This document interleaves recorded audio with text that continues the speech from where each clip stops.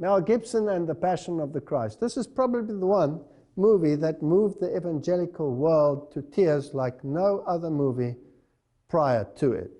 And I want to just go through a few scenes, but let's just establish again the connection. Mel Gibson receiving his honorary doctorate at Loyola Jesuit Marymount University. He must have received his honorary doctorate for something good. You know what?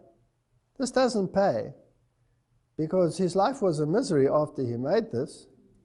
But irrespective of what his future plans are, which I've heard about, the fact of the matter is this is a Jesuit production, and it has Jesuit theology. But before we go there, let's just have a look at the prophecy in Zechariah so we can understand the context. Zechariah 11, then I said to them, if it is agreeable to you, give me my wages, and if not, refrain. So they weighed out for my wages 30 pieces of silver. Who's it talking about? It's a prophecy about Jesus Christ. And the Lord said to me, throw it to the potter.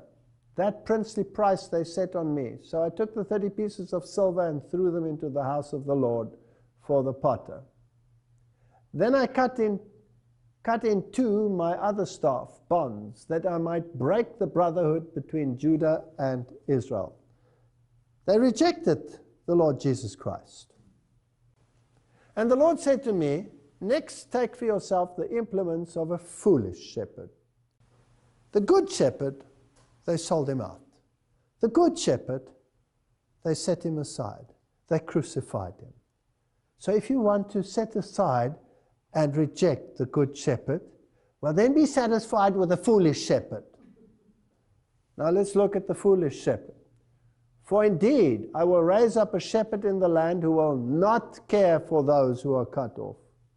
He won't care for them. Nor seek the young, nor heal those that are broken, nor feed those that stand still. This is not a good shepherd. This is an evil shepherd. But he will eat the flesh of the fat and tear their hooves in pieces. So he will be a destructive shepherd. He will destroy mankind. Woe to the worthless shepherd who leaves the flock. A sword shall be against his arm and against his right eye. His arm shall completely wither, and his right eye shall be totally blinded. Right. Those are the criteria in the prophecy of Zechariah. And these are the criteria which apply to the good shepherd or the bad shepherd? Bad shepherd, the evil one. Now remember, in the occult world, good becomes evil and evil becomes good. So now let's go to the movie. In most of the movie, Jesus appears with his right eye completely shut, smashed. There's the symbol of the eye. There's only one eye. If you take the Council of Foreign Relations, their Messiah, who is naked, and by the way, in this movie, Jesus appears out of the grave naked. I'm sure he didn't. He appeared with a robe of righteousness. He was not naked. This Messiah of theirs is naked and only shows the left eye. The right eye is never seen in their Messiah. So here, Jesus' arm is dislocated, so says this webpage, in order to make his hand reach the nail hole, meaning that his arm should be fully extended and straight at all times. However, in almost all shots of him on the cross, his body sags forward with his arms bent at almost 90-degree angle. So his arm is withered and his right eye is smashed. Now let's make sure again. Let's go to the occult world, Blavatsky. The devil is now called darkness by the church, whereas in the Bible, he's called the Son of God. The bright star of the early morning, Lucifer. There's a whole philosophy of dogmatic craft in the reason why the first archangel who sprang from the depth of chaos was called Lux, the luminous son of the morning. Or man, Vantarik dawn, he was transformed by the church into Lucifer or Satan because he is higher and older than Jehovah and had to be sacrificed to the new dogma.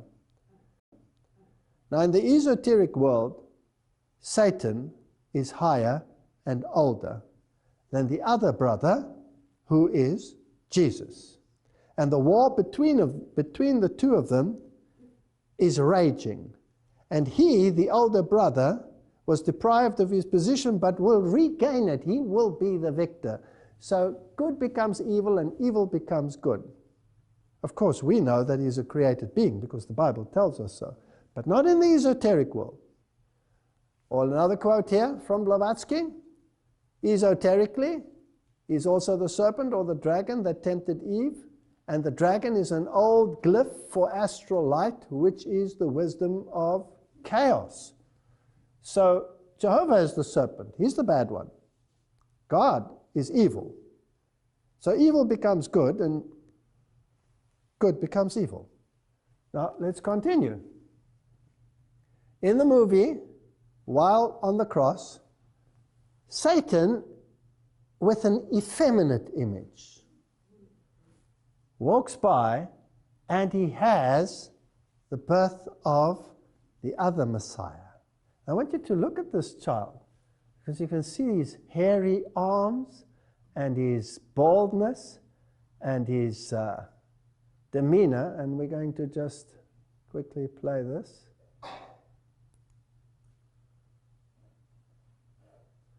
I want you to look at the smile on this evil face.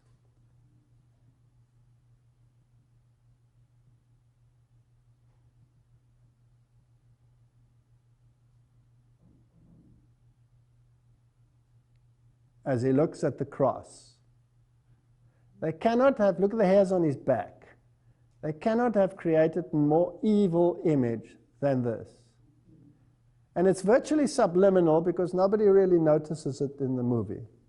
And look at that evil smile. Now, good becomes evil, and evil becomes good. So the evil is hanging where? On the cross. But the real evil is actually the good, because you have to turn everything around in the esoteric world.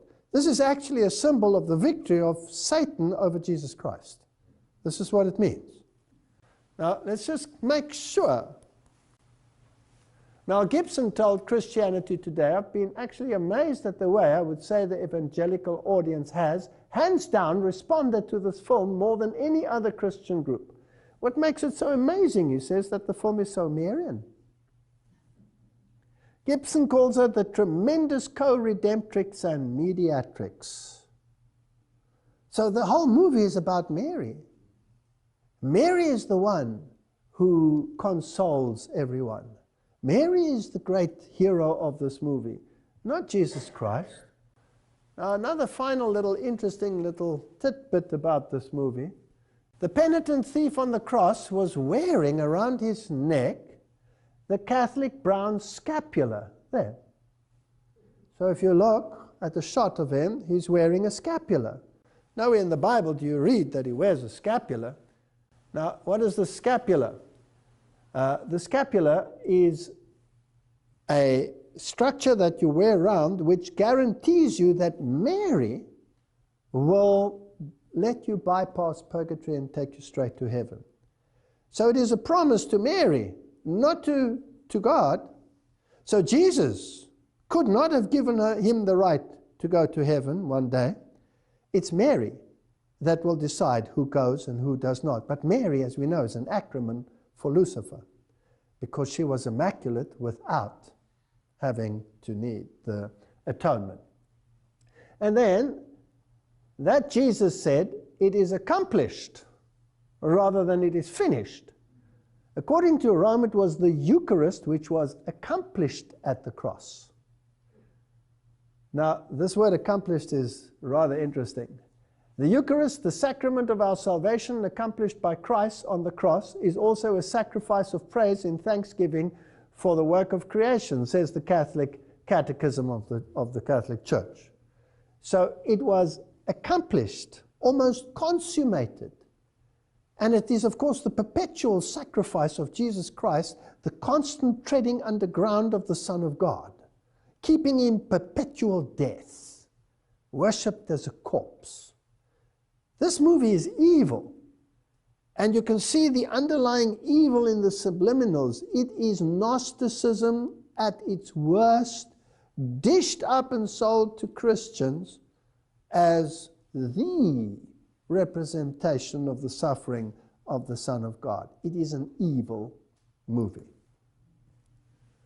John 19 verse 30 says, Jesus therefore, when he had taken vinegar, said, it is consummated, and bowing his head, he gave up the ghost. So says the Douay-Rheims Bible, which is the official Jesuit Bible. Whereas a decent Bible will say, when Jesus therefore had received the vinegar, he said, it is finished. And he bowed his head and gave up the ghost. Now, Thea's definition is to bring to a close, to finish. The sacrifice is complete. It's not complete in this movie.